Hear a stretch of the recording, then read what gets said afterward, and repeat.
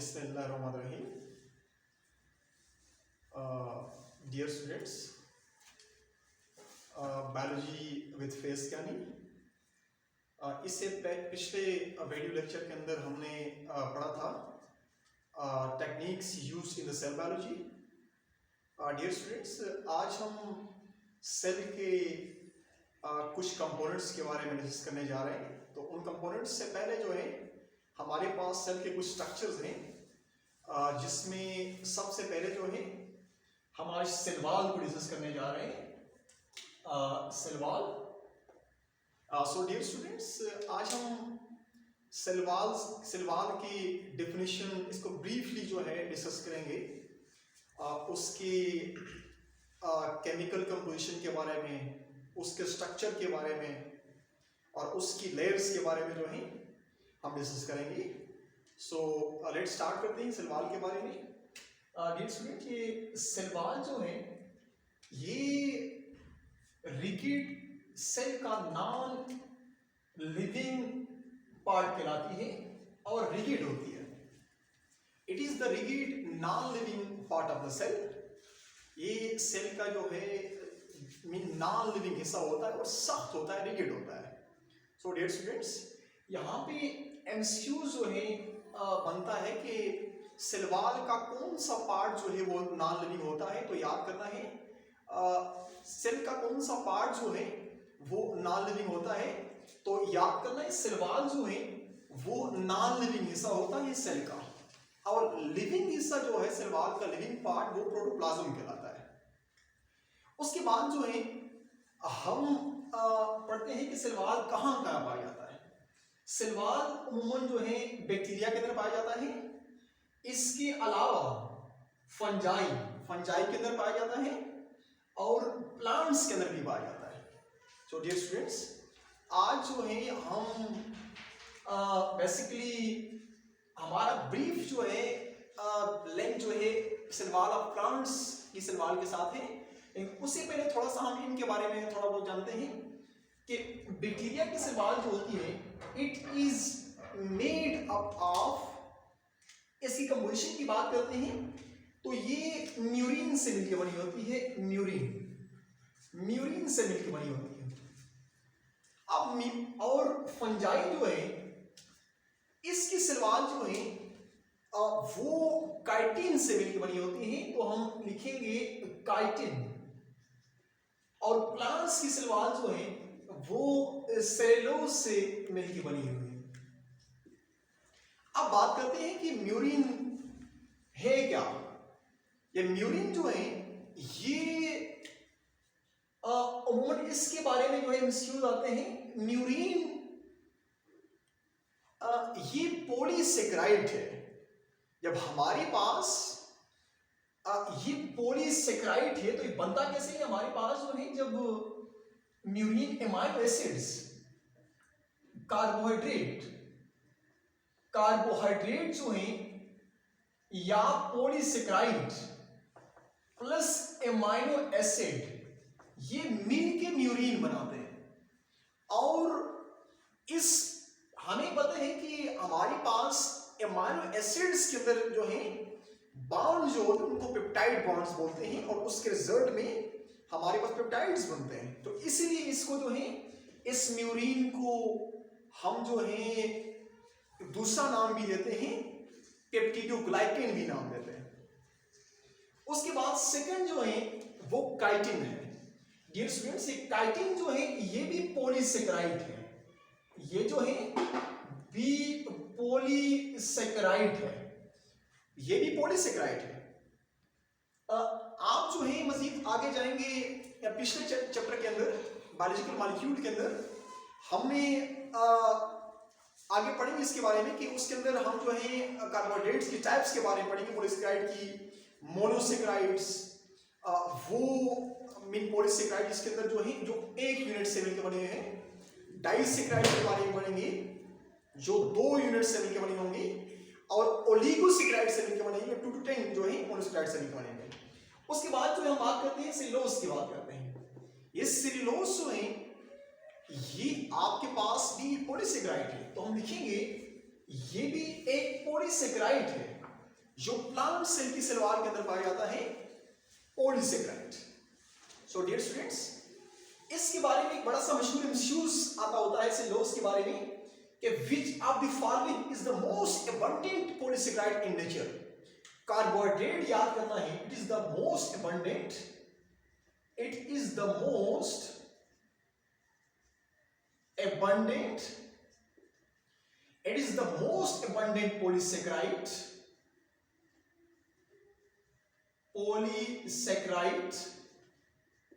in nature, के nature के अंदर सबसे ज्यादा पाया जाने वाला कार्बोहाइड्रेट जो है या पॉलीसेकेराइड जो है वो सेलुलोज है सबसे ज्यादा। एक सेकंड एमसीक्यू आता है, the second most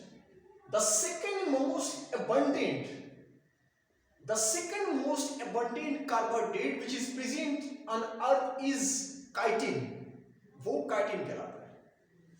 dear students, उसके बाद जो हम बात करते हैं इसकी साइज की बात करते हैं। सिल्वान का साइज जो है अमूमन नॉर्मली 0.2 जो है नैनोमीटर, नॉर्मली एवरेज इतना साइज होता है। केमिकल कंपोजिशन की बात करते हैं, हमारे पास सिल्वान के अंदर जस्ट जो है सेलुलोज नहीं होता है, सेलुलोज भी होता है, हेमिसेलुलोज, लिग्निन और कुछ कंपाउंड्स भी पाए जाते हैं। सबसे पहले बात करते हैं सेलुलोज की बात करते हैं। सबसे ज्यादा पाया जाने वाला जो है कंपाउंड जो है वो सेलुलोज है। तो सेलुलोज नॉर्मली जो है सेलवाल के अंदर वो 40 से लेके 40 से लेके 50% जो है एक सेलवाल की सेल उसके अंदर सेलुलोज पाया जाता है। उसके अलावा हेमिसेलुलोज की बात करते हैं। हेमिसेलुलोज जो है 15 to 25%, 15 से 25% जो है हेमिसेलुलोज पाया जाता है। उसके बाद लिग्निन, ये लिग्निन जो है ये भी एक कंपाउंड है, ऑर्गेनिक कंपाउंड है जो अमूमन 20 से लेके जो है 25% जो है वो सेलवाल के अंदर पाया जाता है। डियर स्टूडेंट्स, यहाँ पे आप बहुत सारे एमसीक्यूज भी नोट कर सकते हैं। आप पूछ सकता है कि सेलुलोज जो है की रेशियो सेलवाल के अंदर कितनी है, या हेमिसेलुलोज की कितनी, या लिग्निन की कितनी है, यहाँ आप इसको नोट कर सकते हैं। और अदर कंपाउंड्स भी होते हैं, जिस तरह हमारे पास उसमें से 5 to 10%, 5 से लेके 10% जो है वो दूसरे कंपाउंड्स आपके लाते हैं, जिसके अंदर पैक्टिन है, पैक्टिक एसिड है, इनऑर्गेनिक सॉल्ट और वैक्सीज जो है इसके अंदर पाए जाते हैं। उसके बाद जो है हम इसके स्ट्रक्चर की तरफ जाते हैं, थोड़ा डिस्कस करते हैं स्ट्रक्चर के बारे में कि इसका स्ट्रक्चर कैसा है सेलवाल का। डियर स्टूडेंट्स, अगर इसकी स्ट्रक्चर की बात करते हैं तो सेलवाल जो है इसकी 3 लेयर कहलाती है। फर्स्ट लेयर जो इसको हम नाम देते हैं प्राइमरी लेयर, दूसरी सेकेंडरी और थर्ड इनर से स्टार्ट हम करते हैं मिडिल लेयर का। अब हम जो है स्टार्ट करते हैं सबसे पहले इस मिडिल लेमड़ा से स्टार्ट करते हैं। मिडिल लेमड़ा जो है ये इनर साइड पे देखिए, जब पहली लेयर जो है हमारे पास वो मिडिल लेमड़ा कहलाती है, और ये मिडिल लेमड़ा का काम ये है कि ये इन दो सेल्स को जोड़ने का काम करते हैं, सीमेंटिंग का काम करते हैं, दो सेल्स को जोड़ देते हैं। डियर स्टूडेंट्स, हमारे पास एक ये सेल है, एक ये वाला सेल है, बाकी कुछ चीजें ड्रा नहीं की है कंफ्यूजन क्रिएट से बचने के लिए। जस्ट जो है हमने इसकी 2 सेल्स शो किए हैं, सेल मेम्ब्रेन ड्रा नहीं किया, उसके इनर कंटेंट्स भी शो नहीं किए। तो मिडिल लेमड़ा जो है वो सीमेंटिंग का काम करते हैं, 2 सेल्स को आपस में जोड़ के रखते हैं। उसके बाद जो है इसकी कंपोजिशन की बात करते हैं। इसके अंदर मेन के पैक्टिन भी पाया जाता है। इस पैक्टिन के अलावा पैक्टिक एसिड वो भी सेल वॉल के अंदर पाए जाते हैं। अब डियर स्टूडेंट्स, मेन के जो इनऑर्गेनिक सॉल्ट जो होते हैं, चाहे वो मैग्नीशियम के सॉल्ट हो या कैल्शियम के सॉल्ट हो, वो इनके साथ मिलके जो है पाए जाते हैं। इस तरह जो है हमारे पास जो है कैल्शियम के साथ वो हमारे पास इस पेक्टिन के साथ मिल जाएंगे तो हमारे पास कैल्शियम पेक्टेट, कैल्शियम और मैग्नीशियम के साथ मिल जाते हैं तो वो कैल्शियम पेक्टेट या मैग्नीशियम पेक्टेट की फॉर्म में इसके अंदर मौजूद होते हैं।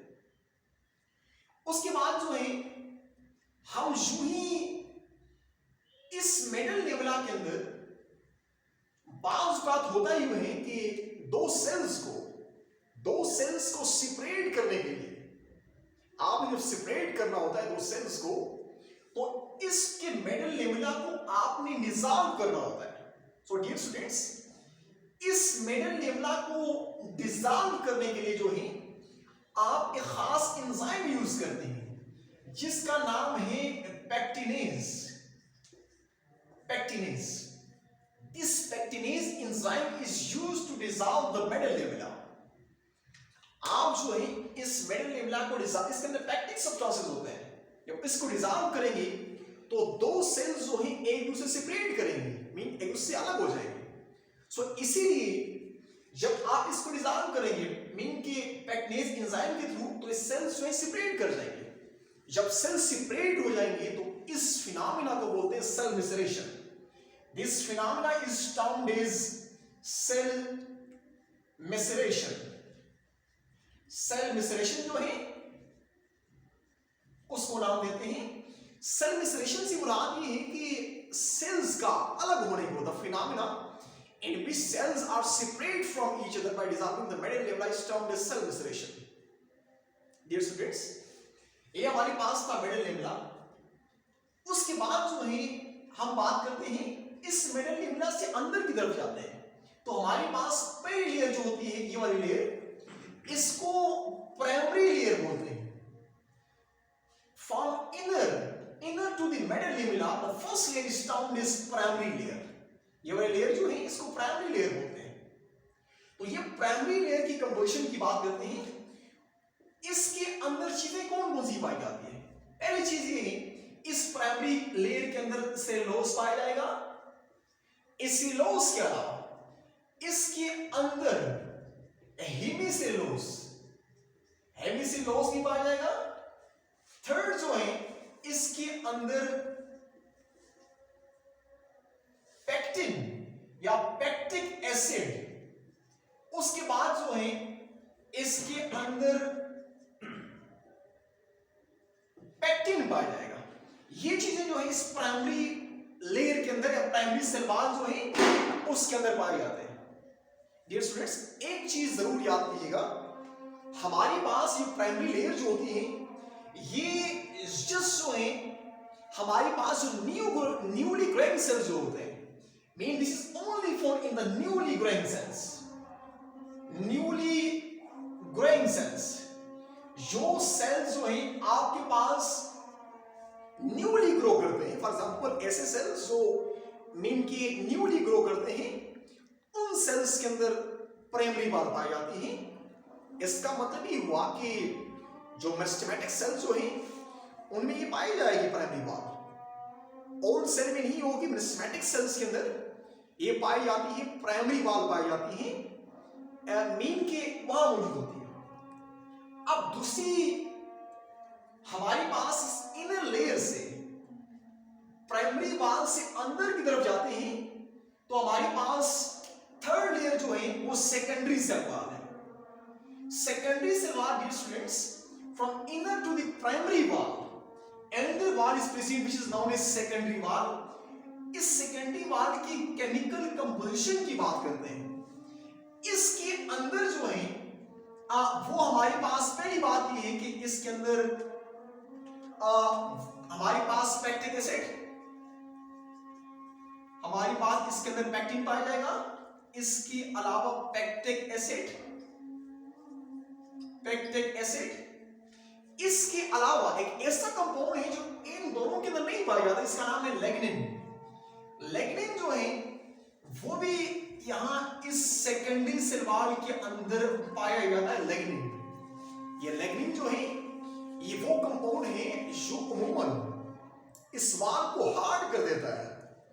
इसकी डिपोजिशन से हमारे पास की सेकेंडरी वॉल हार्ड हो जाती है, सख्त हो जाती है। लिग्निन ये हार्डनिंग प्रोवाइड करता है मीन के सेल वॉल को। अब जो है ये सेकेंडरी वॉल के बारे में थोड़ा बनते हैं कि सेकेंडरी वॉल जो है ये न्यूली ग्रोइंग सेल्स के अंदर नहीं होती है, ये हमारे पास मैच्योर सेल्स के अंदर, मैच्योर सेल्स जो है उनके अंदर सेकेंडरी वॉल बन जाती है, और जो है यंग ग्रोइंग सेल्स के अंदर ये नहीं होती है। सो डियर स्टूडेंट्स, उसके बाद जो है हम बात करते हैं बाज का। हमारे पास इसके अंदर, इस सेल वॉल के अंदर, इन दो सेल्स के दरमियान में यहां पे कुछ पोर्स होते हैं, कुछ स्लिट्स होते हैं। उन पोर्स को हम बोलते हैं प्लाज्मोडेस्माटा। अभी देखिए यहां ये पोर इस तरफ जा रहा है, यहां से उस तरफ जा रहा है। यहां जो पोर्स बने हैं ये पिट्स जो है इनको हम नाम देते हैं प्लाज्मोडेस्माटा। प्लाज्मोडेस्माटा, ये प्लाज्मोडेस्माटा जो है these are the pores which are present between the two adjacent cells।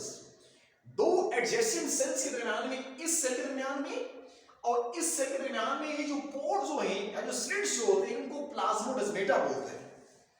अब सेल के अंदर जब किसी चीज ने मूव करना हो, जब सेल के अंदर किसी सब्सटेंस ने कम्युनिकेट करना हो एक सेल से दूसरे सेल में या यहां से यहां, तो इस प्लाज्मोडेस्माटा के थ्रू जो है वो कम्युनिकेट करेंगे आपस में। मीन के यहां से इस सेल में आएगा, यहां से उधर जाएगा, बाय पोर नोन एज प्लाज्मोडेस्माटा।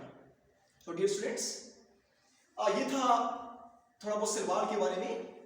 उसके बाद जो है हम इसकी फंक्शंस की बात करते हैं, वो इंशाल्लाह नेक्स्ट वीडियो में जो है हम एक न्यू लेक्चर के साथ हाजिर होंगे। सो अल्लाह हाफिज, गुड बाय।